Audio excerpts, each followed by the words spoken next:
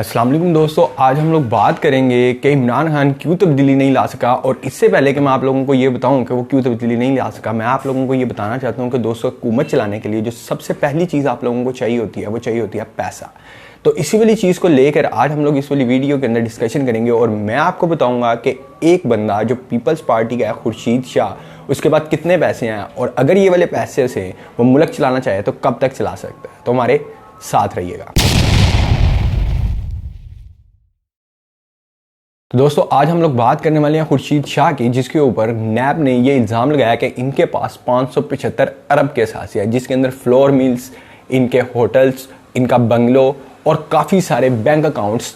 निकले हैं। अब यहाँ पर दोस्तों दो किस्म की चीज़ें होती हैं जिसे हम लोग प्रेडिक्ट करते हैं कि एक्चुअली में अगले बंदे के पास कितने सारे पैसा मौजूद है। मान लें कि अगर आप किसी बंदे को देखते हैं और उसका 1 करोड़ का घर है और उसने तकरीबन 50 लाख या 70 लाख रुपए की गाड़ी रखी हुई है, आप लोग ये प्रेडिक्ट कर सकते हैं कि अगर इसकी ये वाले टोटल सासाजात जो है वो 2 करोड़ के हैं तो कम से कम इसका जो सा कारोबार है वो 4 से 5 करोड़ का होगा। तो हम लोग इस वाली चीज़ को प्रेडिक्ट कर सकते हैं कि इस वाले बंदे के पास तकरीबन 5 से 7 करोड़ रुपए के सासाजात होंगे। बिल्कुल इसी वाली चीज़ को, स्ट्रैटेजी को अपनाते हुए दोस्तों नैब ने 575 अरब रुपए का इल्ज़ाम लगाया है खुर्शीद शाह के ऊपर। अब इस वाले 575 अरब रुपए के अंदर काफ़ी सारे बैंगलोज आते हैं,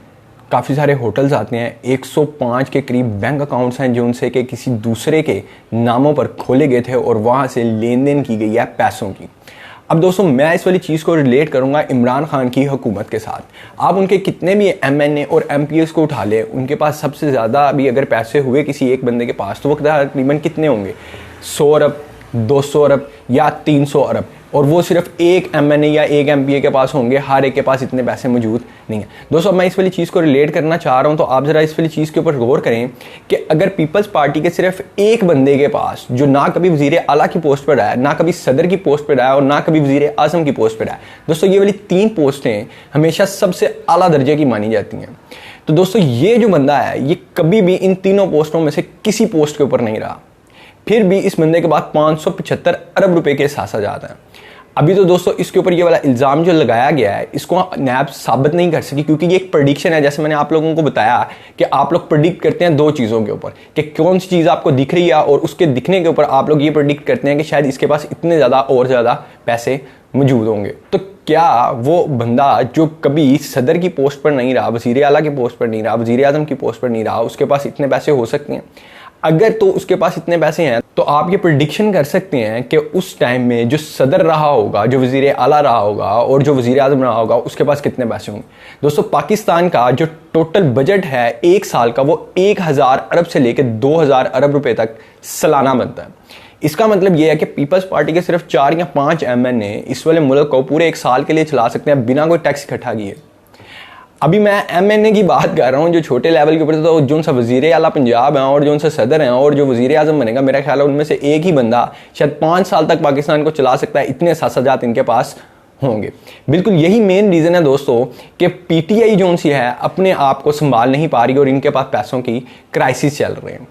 इसी वजह से जब भी नून लीग और पीपल्स पार्टी मईशत के अंदर आते हैं या फिर सदारत के अंदर आते हैं या फिर हुकूमत के अंदर आते हैं, तो दोस्तों इन लोगों के लिए 1 साल के लिए मुल्क को चलाना या फिर खसारे के अंदर जाने के बावजूद लोगों को रिलीफ देना कोई बड़ी बात नहीं है, जबकि PTI के पास ऐसा कुछ भी नहीं है। तो इसी वजह से दोस्तों जो इमरान खान है वो आगे तब्दीली का नारा नहीं लगा सकता, क्योंकि पैसे बिल्कुल ख़त्म हो चुके हैं। और इस वाले पाकिस्तान के कानून के मुताबिक आप लोग खुर्शीद शाह को पकड़ तो सकते हैं, लेकिन मेरा ख्याल है कि आप लोग उससे कोई भी पैसे नहीं निकलवा सकेंगे। जैसे आप लोग ना तो नवाज शरीफ से निकलवा सकें, ना शहबाज शरीफ से, ना ही हमजा शहबाज से।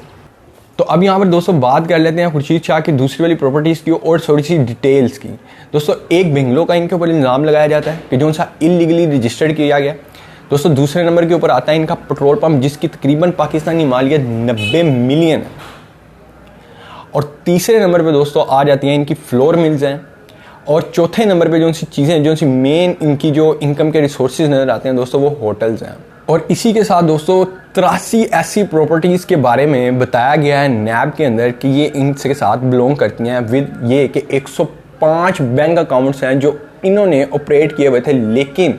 इनकी जो सी रजिस्ट्रेशन थी वो किसी और बंदे के नाम से तो करवाई गई है। दोस्तों यही वाली मेन चीज़ें हैं जिसकी वजह से पीटीआई अब और ज़्यादा तब्दीली का नारा नहीं लगा सकती, और कभी भी अगर नून लीग आएगी या फिर पीपल्स पार्टी आएंगी तो ये वाले पाकिस्तान को बहुत अच्छे तरीके से चला सकती हैं। बावजूद इसके कि पाकिस्तान खसारे के अंदर जा रहा है तो इनको किसी भी किस्म की कोई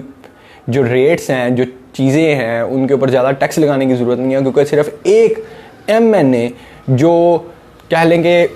ना कभी वज़ीर आज़म की पोस्ट पे बैठा है, ना कभी सदर रहा है, ना कभी वज़ीर आला रहा है, वो इस वाले पाकिस्तान के तकरीबन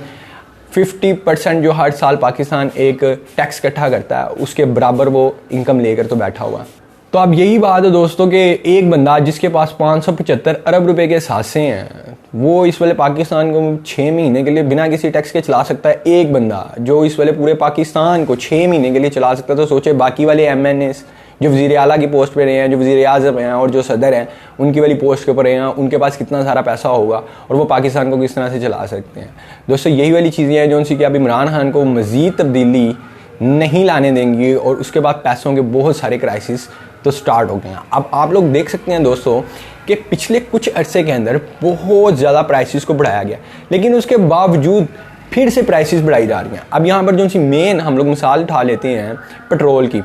आप लोगों को जब पता चला कि पेट्रोल 75 रुपये का हो गया है तो साथ ही सारे का सारा पेट्रोल मंडी से गायब कर दिया जाता है, फिर उससे 100 रुपये पे एग्रीमेंट करके उसे दोबारा से ओपन किया जाता है और हर तरफ वो अवेलेबल हो जाता है। उसके बावजूद फिर से आप लोग उसके ऊपर 4 रुपये बढ़ाते हो और फिर भी आप लोगों को यही वाली खबरें मिलती हैं कि जनाब हुकूमत स्टेबल नहीं हो रही। आई होप कि दोस्तों आप लोगों को ये वाली वीडियो अगर इन्फॉर्मेटिव लगी है तो काइंडली मेरे इस वाले चैनल को लाइक कीजिए, शेयर कीजिए और सब्सक्राइब कीजिए मेरे चैनल को। और आगे आने वाली वीडियोज़ के अंदर मैं आप लोगों को 9 ऐसी एडवाइसेस के बारे में बताऊँगा जो एक MBA के टीचर ने अपने कुछ स्टूडेंट्स को की थी। शुक्रिया।